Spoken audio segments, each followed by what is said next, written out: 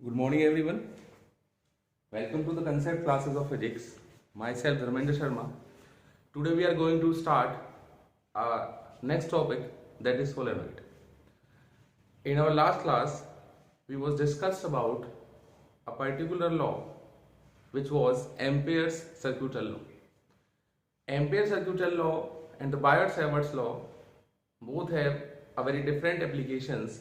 For example जैसे हमने पिछली क्लास में बात करी थी कि जो एम्पियर्स लॉ है वो क्लोज लूप पर मैग्नेटिक फील्ड का मैग्नीट्यूड कैलकुलेट करने के लिए हम यूज़ करते हैं, और जो बायट-सैवर्ट्स लॉ है वो किसी भी करंट कैरिंग कंडक्टर के लिए किसी भी पर्टिकुलर पॉइंट पर आप मैग्नेटिक फील्ड का मैग्नीट्यूड निकालने के लिए उसका आप यूज़ करते हैं। तो उसी कड़ी को आगे बढ़ाते हुए हमने एम्पियर्स लॉ में एक एप्लीकेशन पढ़ी थी जो कि एनसीईआरटी बुक का एग्जाम्पल था, और कुछ बुक्स में, रेफरेंस बुक्स में वो एज अ डेरिवेशन गिवन है। इम्पोर्टेंट वो हमारे पास एप्लीकेशन थी और काफ़ी ज़्यादा बोर्ड में वो आती है हमारे पास, न्यूमेरिकल्स ही वहाँ से बन जाते हैं। अब हम बात करते हैं अपनी अगली एप्लीकेशन के बारे में, that is also very important application which is called solenoid. So our next topic is solenoid. अब सोलेनॉइड क्या है? मेन जो हमारे पास यहाँ पर चीज है वो होगी कि what is a solenoid. Solenoid हमारे पास एक ऐसा डिवाइस है, एक ऐसी अरेंजमेंट है जिसमें हम कॉपर के जो हमारे पास वायर्स हैं उन कॉपर वायर को एक इंसुलेटर के ऊपर वाउंड करते हैं, और उसकी जो लेंथ होती है हमारे पास वो काफ़ी ज़्यादा होती है as compare to the diameter. अगर मैं सोलेनॉइड की यहाँ पर बात करता हूँ तो सोलेनॉइड हमारे पास क्या है? Solenoid is a device in which the copper wires are wounded in helical form, and the length of this arrangement is very greater than the diameter of the solenoid. तो अगर हम बात करते हैं एक सिंपल सोलेनॉइड की जिसको आपने 10th क्लास में पढ़ा होगा, तो इस तरीके से हमारे पास सोलेनॉइड 10th क्लास में होता था। ये हमारे पास एक सिलेंड्रिकल या फिर पाइप की शेप में एक इंसुलेटर होता है, और इसके ऊपर हम इस तरीके से कॉपर वायर को हेलिकल फॉर्म में वाउंड करते हैं, लाइक दिस। इस तरह की जो हमारे पास अरेंजमेंट है उस अरेंजमेंट को बोला जाता है सोलेनॉइड। ये हमारे पास एक फाइनाइट सोलेनॉइड है। इनफाइनाइट सोलेनॉइड में जो हमारे पास ये नंबर ऑफ टर्न्स है इन्फिनिटी तक रहेंगे, इधर भी इन्फिनिटी तक रहेंगे, और सेमी इनफाइनाइट में क्या होगा, ये हमारे पास एक एंड होगा, ये टर्म हमारे पास क्या होगी, इन्फिनिटी तक। अब यहाँ पर हमने करंट को फ्लो कराया। जो करंट फ्लो कर रहा है इन कॉपर वायर्स के अंदर, उस करंट का जो मैग्नीट्यूड है दैट इज इक्वल टू आई। अब ये जो आई मैग्नीट्यूड का करंट जब फ्लो करेगा इन कॉपर वायर्स के अंदर, तो इस तरीके से हमारे पास करंट की जो है वो डायरेक्शन बनेगी। अब यहाँ पर आप देख सकते हैं कि हर एक जो हमारे पास ये टर्न है, ये जो हर एक टर्न है ये एक करंट कैरिंग सर्कुलर कॉइल की तरह यहाँ पर बिहेव कर रही है। ये हमारे पास एक करंट कैरिंग सर्कुलर कॉइल है। तो करंट कैरिंग सर्कुलर कॉइल के चारों तरफ मैग्नेटिक फील्ड प्रोड्यूस होगी, और वो जो मैग्नेटिक फील्ड होगी उसका जो नेचर होगा वो इस तरीके से हमारे पास वो टर्न्स जिस तरीके से करंट कैरिंग सर्कुलर कॉइल में बनी थी उस तरह की मैग्नेटिक फील्ड यहाँ पर हमारी हो जाएगी produce. So this is the basic arrangement of a solenoid, जिसमें क्या होता है, एक कॉपर वायर को हेलिकल फॉर्म में किसी सिलेंड्रिकल इंसुलेटर के ऊपर हम वाउंड करते हैं, और उसकी जो लेंथ है वो बहुत ज्यादा ग्रेटर होती है as compare to the diameter. L is very greater than the diameter of the helical turns. So this is a simple और basic arrangement of a solenoid. अब ये जो हमारे पास सोलेनॉइड है, इस सोलेनॉइड में क्या होता है, जो इसकी मैग्नेटिक फील्ड प्रोड्यूस होती है हमारे पास, जिसके हमने स्ट्रक्चर बनाया है यहाँ पर ये सारे, इस मैग्नेटिक फील्ड का जो पैटर्न होता है वो क्या होगा, सोलेनॉइड के बाहर, आउटसाइड द सोलेनॉइड, सोलेनॉइड के बाहर जो मैग्नेटिक फील्ड है वो आपकी मिनिमम होती है, और जो उसका नेचर होता है वो आपका होता है नॉन यूनिफॉर्म।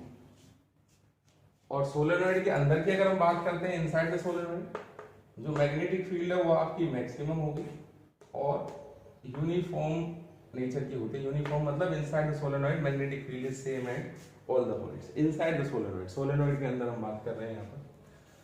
अब क्या होगा कि ये जो हमारे पास टर्न्स हैं कॉपर वायर की, अगर आप इन टर्न्स को बहुत ही ज्यादा क्लोज बनाए, एक दूसरे से टाइटली बाउंड करें इन कॉपर वायर्स को, और टर्न्स बहुत ज्यादा नजदीक हों, तो क्या होगा, जो बाहर वाली मैग्नेटिक फील्ड है वो आपकी ऑलमोस्ट वेनिश हो जाएगी, बाहर आपकी मैग्नेटिक फील्ड नहीं होगी, और जो अंदर मैग्नेटिक फील्ड है वो आपकी कैसी हो जाएगी, 100% मैक्सिमम, ज्यादा से ज्यादा मैग्नेटिक फील्ड आपके अंदर प्रोड्यूस होगी। तो ये हमारे पास कुछ नेचर है उस मैग्नेटिक फील्ड का, जो कि सोलेनोइड के अंदर और बाहर हमारी प्रोड्यूस होती है। अब इस मैग्नेटिक फील्ड का जो मैग्नीट्यूड है सोलेनोइड के अंदर, अगर मैं मैग्नीट्यूड कैलकुलेट करना चाहता हूं तो उसके बारे में यहाँ पर हम बात करते हैं, the magnetic field of a solenoid. जो सोलेनोइड हमारे पास होगा उसकी मैग्नेटिक फील्ड इस तरीके से होगी। तो सोलेनोइड की मैग्नेटिक फील्ड का नेचर कैलकुलेट करने के लिए मैं सपोज कर लेता हूं कि ये हमारे पास मैग्नेटिक फील्ड है इनसाइड द सोलेनोइड, यूनिफॉर्म है, तो पैरेलल लाइन से आप इसको शो करेंगे इस तरीके से। ये हमारे पास मैग्नेटिक फील्ड है सोलेनोइड के अंदर।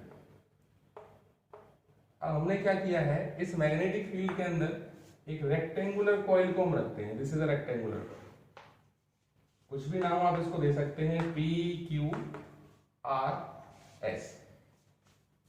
अब ये जो हमारे पास PQRS रेक्टेंगुलर कॉइल है, इसको हमने मैग्नेटिक फील्ड के अंदर रखा हुआ है इस तरीके से। इसका कुछ हिस्सा मैग्नेटिक फील्ड के अंदर है और कुछ हिस्सा मैग्नेटिक फील्ड के बाहर है।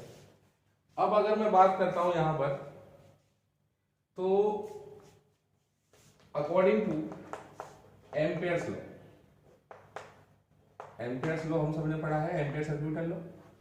एम्पियर सर्क्यूटल लॉ कहता है integration of close path B dot dl is equal to mu not into में I। इस क्लोज पाथ के अंदर जो करंट हमारा फ्लो कर रहा है that is suppose to be I। Current का मैग्नीट्यूड हमारे पास कितना हो गया यहाँ पर, I is the magnitude of the current which is flowing inside the rectangular coil.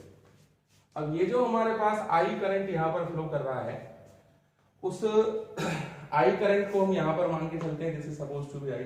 अब ये जो सिंबल है that is integration of close path, ये क्लोज पाथ का इंटीग्रेशन। अगर मैं इसको ओपन करता हूं तो आप इसको किस तरीके से लिखेंगे, integration of B dot dl P2Q, या फिर आप यहां से चलते हैं P से Q ये वाली साइड ही, plus integration of B dot dl Q2R plus integration of B dot dl R2S plus integration of B dot dl S2B, this is equal to mu not into में I। हमने केवल close loop को क्या कर लिया है, open. पहले हमारे पास पूरा लूप कितना था, PQRS, पर हमने उसके हर एक आर्म के लिए इंटीग्रेट यहाँ पे किया। इसको ओपन करेंगे, integration from P2Q B dl cos theta plus integration from Q2R B dl cos theta plus integration from R2S B dl cos theta, dot product open है, plus integration from S2B B dl cos theta, this is equal to mu not multiply by I। अब theta आपको पता है magnetic field और length of the element के बीच में है। अब यहाँ पर जो हमारे पास पहली आर्म है वो है PQ।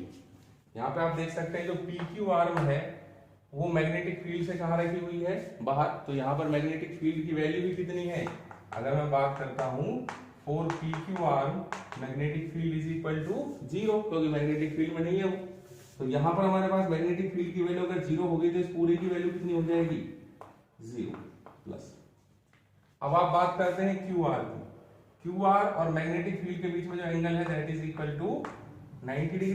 तो प्लस में Q2R BDL cos 90 प्लस में RS BDL।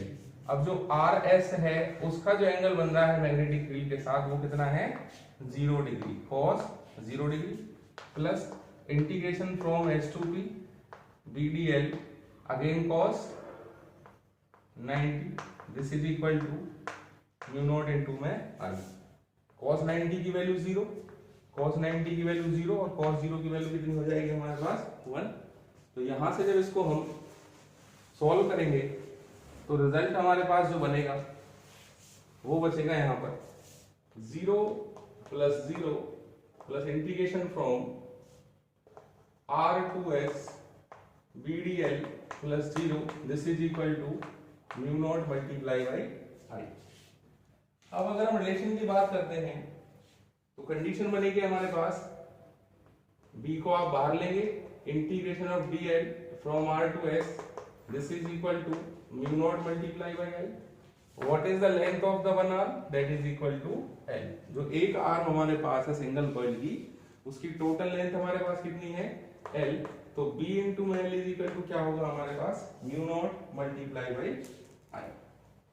अब यहां पर अगर हम बात करें तो ये जो हमारे पास रेक्टेंगुलर कॉइल है, अगर इसमें टोटल नंबर ऑफ टर्न्स हमारे पास जो है वो n नंबर ऑफ टर्न्स यहां पर होती हैं, तो n नंबर ऑफ टर्न्स के लिए क्या बनेगा, तो मैं दोबारा यहां पर बात करता हूं अकॉर्डिंग टू एम्पेयर्स लॉ। जो फॉर्मूला है integration of close path b dot dl is equal to mu not times multiply by the total current through loop PQRS। अब ये जो हमारे पास PQRS लूप है इसमें जो टोटल करंट निकलेगा वो कितना होगा B dot DL is equal to mu not multiply by total current कितना है I। अगर मैं नंबर ऑफ टर्न्स n मान लूं तो वो हमारे पास क्या बन जाएगा, ये तो B डॉट DL हमने सॉल्व करके किसके बराबर लिया है BL के, तो इसको आप क्या लिख सकते हैं therefore BL is equal to mu naught n into में I। n is the total number of turns in a rectangular coil। और अगर अब आप करंट पर यूनिट लेंथ के लिए चलते हैं तो करंट पर यूनिट लेंथ के लिए हमारे पास रिजल्ट क्या बनता है देखेंगे यहां पर 4 number of turns per unit length. तो number of turns per unit length क्या बनेगी b is equal to mu not n upon l multiply by i। हमने क्या किया केवल इस l को यहां पर लेंगे। अब ये जो n अपॉन l हमारे पास है ये क्या है number of turns per unit length, तो इस रिलेशन को आप ले सकते हैं b is equal to mu not n multiply by i। So this is the magnetic field of a solenoid. यहां पर जो स्मॉल n है वो टोटल नंबर ऑफ टर्न्स है।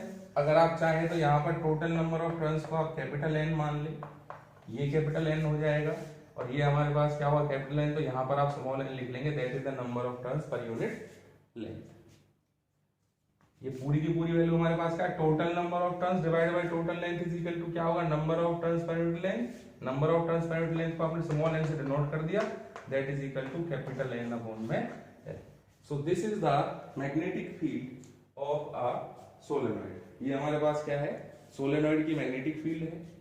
अब अगर हम बात करें कि ये जो है this is the magnetic field inside a solenoid, solenoid के अंदर की जो मैग्नेटिक फील्ड है वो हमारे पास कितनी आती है B is equal to mu not n multiply by I, where n is the number of turns per unit length. ध्यान रखें कि न्यूमेरिकल में हो सकता है कि सोलेनोइड में नंबर ऑफ टर्न्स आपको दे दी कितनी 3000 और जो लेंथ है वो आपको दे दी कितनी 2 मीटर, तो आप यहाँ पर यूज करेंगे number of turns per unit length, तो वो क्या बनेगा 3000 divide by 2, this is equal to 1500। Numerical में आप ध्यान देंगे, इस चीज का भी करा दूंगा न्यूमेरिकल इसके बेस में। तो ये हमारे पास है magnetic field inside a solenoid. अब हम बात करते हैं at the ends of solenoid. अब जो सोलेनोइड के एंड्स हैं उन पर जो मैग्नेटिक फील्ड है, magnetic field at the ends of solenoid वो क्या होगी magnetic field at the centre of solenoid के हाफ हो जाएगी, and that is equal to mu not n I by 2। तो जो एंड्स ऑफ सोलेनोइड है, सोलेनोइड के जो छोर हैं उन पे जो मैग्नेटिक फील्ड होती है वो होती है mu not N I divided by 2। This is the magnetic field due to a solenoid at the ends of solenoid. Solenoid के जो हमारे पास एंड्स होंगे वहां पर जो मैग्नेटिक फील्ड है वो कितनी होगी, that is equal to mu not N I divided by 2। So this is the magnetic field at the centre of solenoid, और ये हमारे पास कहां है, एंड्स पर। ध्यान रखेंगे ये स्मॉल एन क्या है, number of turns per unit length, और जो number of turns per unit length है that is equal to total number of turns divided by total length. So this is the magnetic field due to a solenoid. अब अगर हम बात करते हैं इसी तरह पे जो हमारे पास क्वेश्चंस आते हैं, जो न्यूमेरिकल्स हमारे पास आएंगे, किस तरीके से वो number of turns per unit length को आपको यूज करना है उसके बारे में हम बात करते हैं। क्वेश्चन है a solenoid 50 centimetre long, length of solenoid is 50 centimetre, has 4 layers, जो लेयर है उसमें that is equal to 4 of winding 350 turn each. Total number of turn कितनी है, 350, ईच का मतलब है एक लेयर में 350 है, तो 4 में कितनी हो गई, 0 0 1400 जो हमारे पास है that is the total number of turn यहां पर आ जाएंगी। The radius of the lowest layer is 1.4 centimetre, जो रेडियस हमारे पास है that is equal to 1.4 centimetre. If the current carried is 6 ampere, estimate the magnitude of magnetic flux density. Calculate आपको क्या करना है, you have to calculate magnetic flux density. Magnetic flux density का मतलब मैग्नेटिक फील्ड ही होता है, वो भी अभी आगे आएगा, उसको बता देंगे हम आपको। तो मैग्नेटिक फ्लक्स डेंसिटी जब आप कैलकुलेट करेंगे तो इसका मतलब है कि इन शॉर्ट हमें क्या निकालना है, B is equal to mu not N into I. Solenoid की मैग्नेटिक फील्ड आपने कैलकुलेट करनी है सेंटर पर।